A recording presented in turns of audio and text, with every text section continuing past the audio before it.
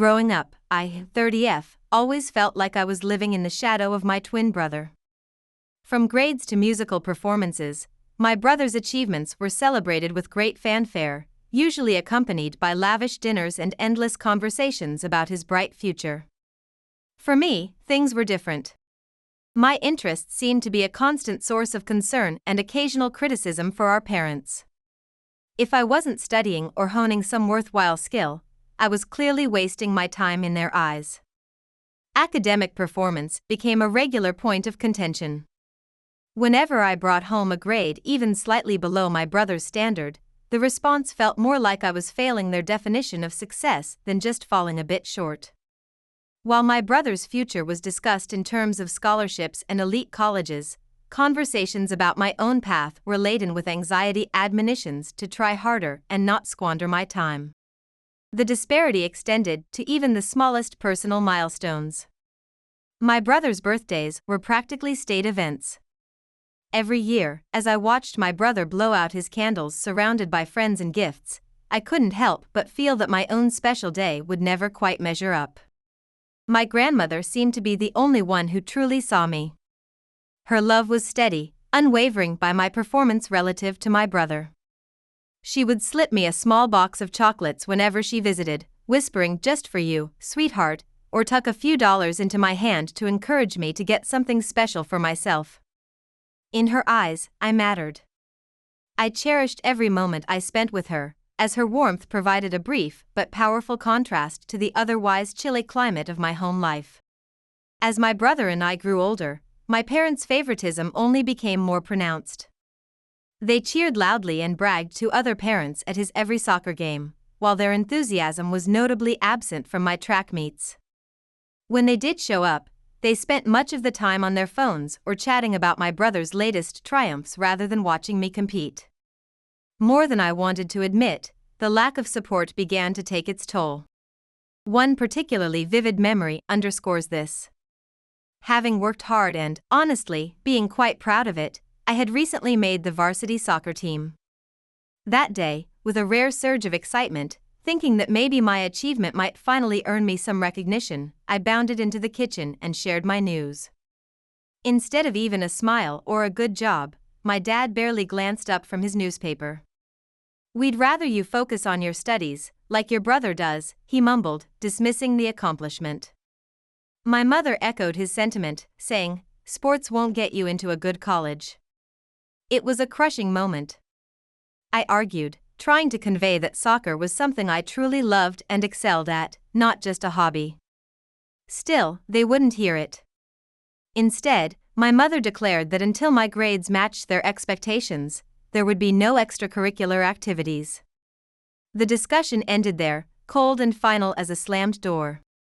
The message was clear: my passions and happiness were secondary, mere obstacles to their well-crafted plan for me. As if their rejection wasn't painful enough, my brother's actions added insult to injury. Rather than supporting me, he seemed to relish highlighting my parents' complaints. He would smirk knowingly, sometimes even adding a small but significant jab, when he overheard my parents chastise me for a low grade or some other perceived shortcoming. Though it wasn't overtly cruel, it was enough to let me know he enjoyed seeing me squirm under their disappointment. That day, I downloaded Snapchat to stay connected with friends, signaling a shift. During one of their routine inspections, my parents came across the app and reacted as if I had committed a cardinal sin. My mom even threw my phone across the room, and I watched in stunned silence as it shattered against the wall, the cracked screen a grim symbol of my broken sense of privacy. They yelled, accusing me of being untrustworthy, just like my friends, wasting time on frivolous things. They went so far as to remove the hinges from my bedroom door as punishment. "No privacy for someone who can't be trusted," my dad said coldly, removing the last screw. So exposed, so humiliated. But my brother was the ultimate betrayer. His words fed into their distrust, reinforcing their belief that I was a disappointment, someone who couldn't be trusted. Rather than standing up for me, he seized the opportunity to validate our parents' anger by painting me as someone who was always hiding things. The walls of my room felt like they were closing in on me, trapping me in a place where I was seen not as a daughter, but as an unwelcome guest in my own family. That night, I lay in bed without the solace of a door. This was more than sibling rivalry, it was a toxic dynamic where my brother thrived as the golden child at my expense. Little lies about how I partied too much or was on the verge of failing. He even started spreading rumors about me at school until I noticed classmates whispering as I walked by, former friends avoiding eye contact, and invitations to hang out becoming scarce. I never knew how much his lies would cost me. Slowly but surely, my brother's false narratives were erasing the person I really was, substituting a distorted, unrecognizable version of me that nobody seemed to like. During a particularly heated argument at home one evening, my parents asked their usual question, "Why can't you be more like your brother?" The words stung more than usual, and before I knew it, I shouted back, "Because I'm not him. And I wouldn't want to be." The house fell silent. My parents stared at me in shocked disapproval. But that brief moment of defiance quickly gave way to anger on their part. Any hope I had that they might finally listen to me, really hear me, vanished, leaving only a solid wall of resentment between us. After that outburst, things didn't get easier. If anything, my resistance seemed to widen the gulf separating me from my parents. From that point on, I felt like an outsider in my own home, like I was tiptoeing through a minefield where any misstep could trigger more disappointment, more anger. Under the same roof, I was a stranger, an uninvited guest in their perfect family unit. At school, the fallout from my brother's rumors was spreading like wildfire. The moment I stepped through the doors, the whispers started. People avoided me like I was something to be feared, their eyes darting away when I tried to make contact. Friends I had known for years started to feel distant, barely acknowledging me in the hallways. The usual weekend invitations to hang out became fewer and further between.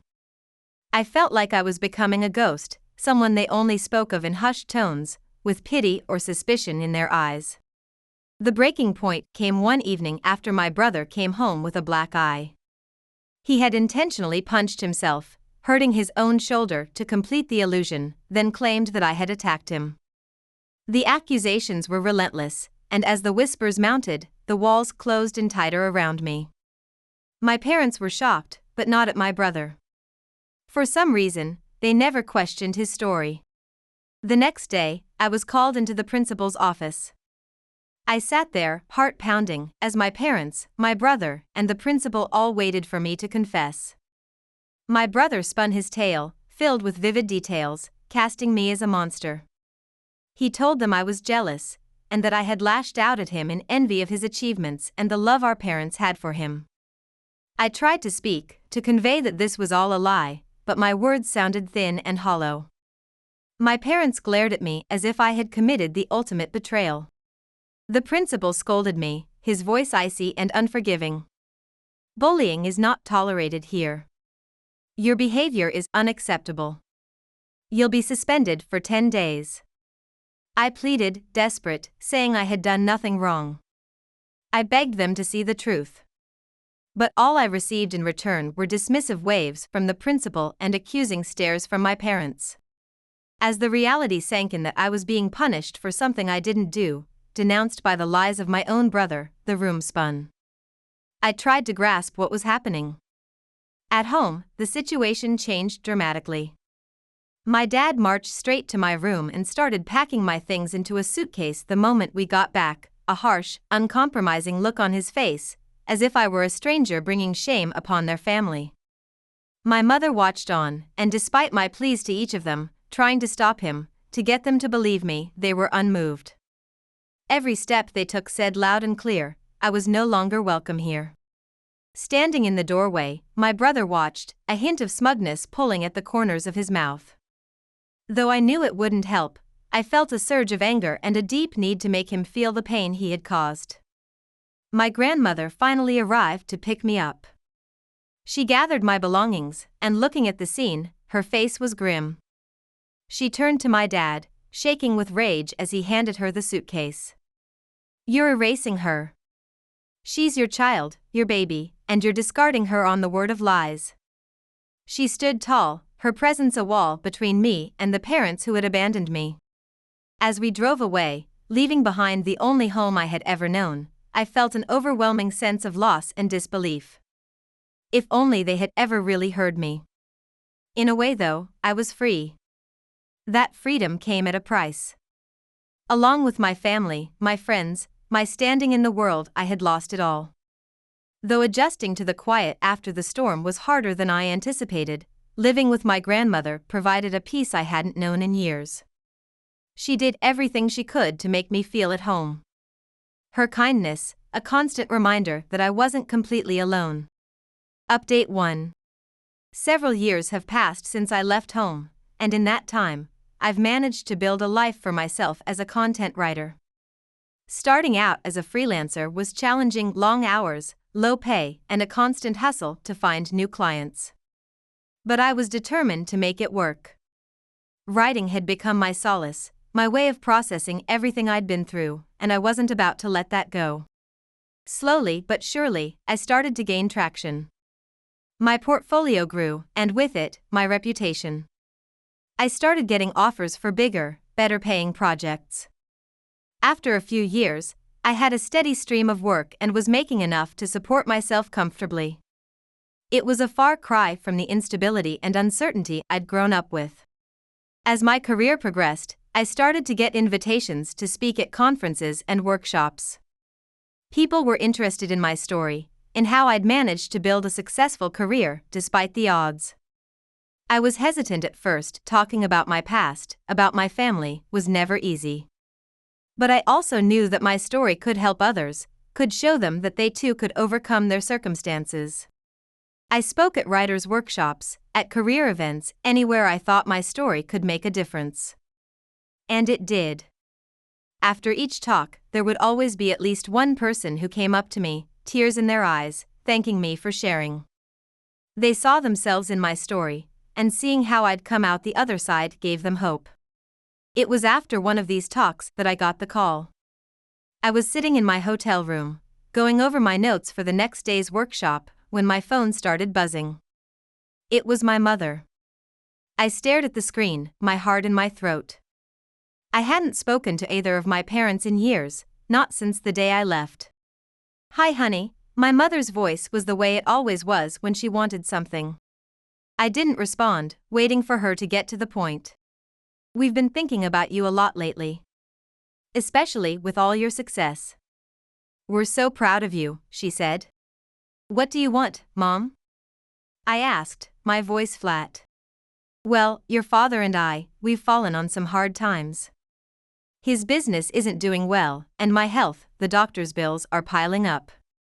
We were hoping that maybe you could help us out. Just until we get back on our feet." I was silent for a long moment. A part of me wanted to slam the phone down, to tell them to go to hell. But another part, the part that still remembered the little girl who just wanted her parents' love, hesitated.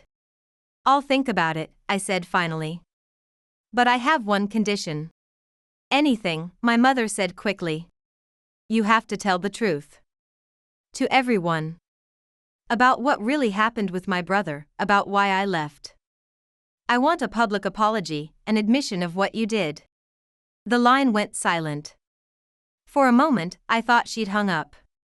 But then I heard my father's voice in the background, and I knew they were discussing it.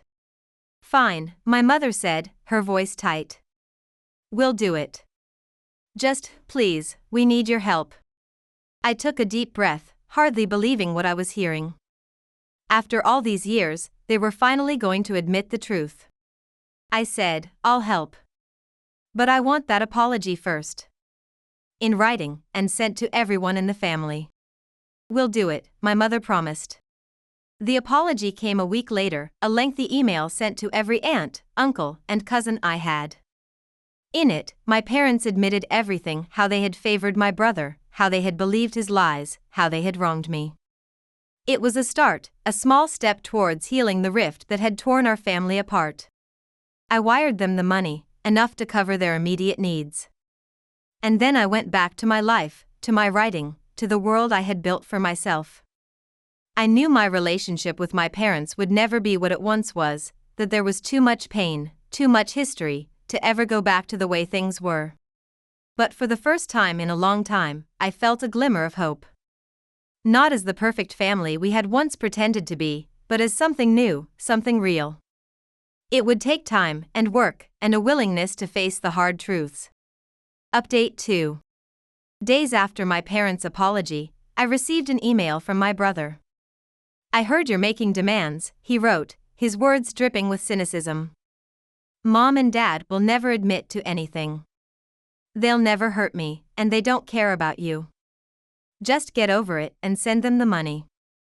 You're pathetic." His message filled me with anger, but also empowerment. His audacity, to demand I get over it after everything he'd done, was infuriating. But it cemented my resolve. I wasn't that scared little girl anymore. Driven by years of resentment, I decided to let the truth out.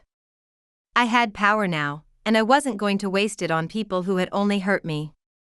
I composed a detailed email, recounting every hurtful memory, every betrayal, every lie that had shaped my life. I held nothing back. I described how my brother had made up stories, turned my parents against me, and left me out in the cold. I attached a screenshot of his latest message, proof of the person he really was. I considered the ripple effect it would cause before hitting send, but I didn't hesitate. I emailed every relative, as well as my parents. This was my truth, and I deserved to be heard. I had found my voice, and I wasn't going to let anyone take that away. Days passed without a response, and I wondered if the truth had been brushed aside again.